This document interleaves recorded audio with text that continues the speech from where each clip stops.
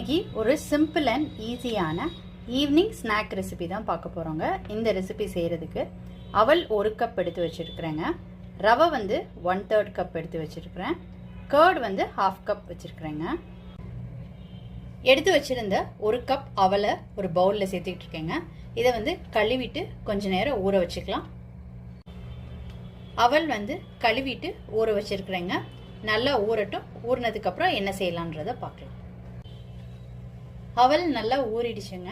ஊறினதுக்கப்புறம் தண்ணியை வடித்து எடுத்துக்கிட்டாச்சு. இப்போ இதில் எடுத்து வச்சுருந்த ரவையை சேர்த்துக்கிறேன். எந்த கப்பில் அவல் எடுத்தீங்களோ அதே கப்பில் 1/3 கப்பு ரவை. இதில் 1/2 கப் கர்டு சேர்த்துக்கிறேங்க. இப்போ இதை நல்லா மிக்ஸ் பண்ணிக்கலாம்.